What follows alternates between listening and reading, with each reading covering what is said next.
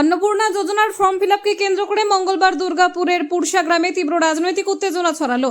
37 নম্বর ওয়ার্ডে এই ঘটনাকে ঘিরে তৃণমূল কংগ্রেস ও বিজেপি কর্মীদের মধ্যে প্রথমে বাকবিতণ্ডা শুরু হয়, যা পরে ধীরে ধীরে উত্তেজনায় রূপ নেয়। অভিযোগ উঠেছে, প্রচারের নামে বাড়ি বাড়ি গিয়ে অন্নপূর্ণা যোজনার ফর্ম ফিলআপ করানো হচ্ছিল, আর তা নিয়ে দুই পক্ষের মধ্যে বিরোধ তৈরি হয়। ঘটনাস্থলে উপস্থিত ছিলেন দুর্গাপুর পশ্চিম কেন্দ্রের বিজেপি প্রার্থী লক্ষণ চন্দ্র ঘরুই। অভিযোগ, পরিস্থিতি উত্তপ্ত হয়ে উঠলে তিনি মেজাজ হারিয়ে এক তৃণমূল কর্মীর দিকে তেড়ে যান। যদিও এই বিষয়ে তার পক্ষ থেকে কোনো প্রতিক্রিয়া পাওয়া যায়নি। পরিস্থিতি ক্রমশ নিয়ন্ত্রণের বাইরে চলে যেতে পারে বুঝে পুলিশ দ্রুত ঘটনাস্থলে পৌঁছে হস্তক্ষেপ করে। দুই পক্ষের কর্মীদের সরিয়ে দিয়ে পুলিশ পরিস্থিতি নিয়ন্ত্রণে আনে। ঘটনার জেরে এলাকায় কিছুক্ষণের জন্য চরম উত্তেজনা থাকলেও বর্তমানে পরিস্থিতি স্বাভাবিক রয়েছে বলে জানিয়েছে পুলিশ। আমরা বললাম ফর্মটা ফিল আপ করবেন। আপনি তো বললেন আমি কবে বলছি, আমি আগে বলছি কব না, আপনি আসতে পারেন না। আমার কই বাড়িতে এসেছি, আপনি তো ফুটফুটো করছে হিম্মত করে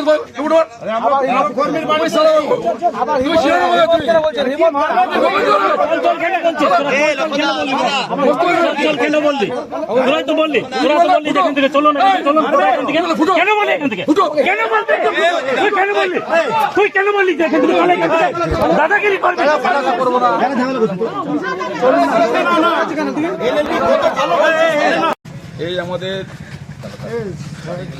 পুরসা যে এলাকা আছে, সেই পুরসা এলাকায় আমাদের বুথ সভাপতি যারা মহিলা নেত্রী আছেন, বাড়ি বাড়িতে বিনোদ রুইদাস তার নেতৃত্বে পুরো গুন্ডা বাহিনী ধমকাচ্ছে, ঘরতে বেরোবেন না, দেখে না হবে, ভোট পেয়ে গেলে বুঝে নেবো।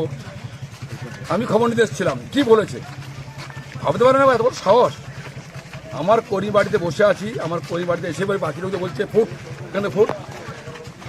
অর্থাৎ এখন থেকে ভোট হয়নি, শুরু হয়নি, ধমকানি শুরু হয়ে গেছে।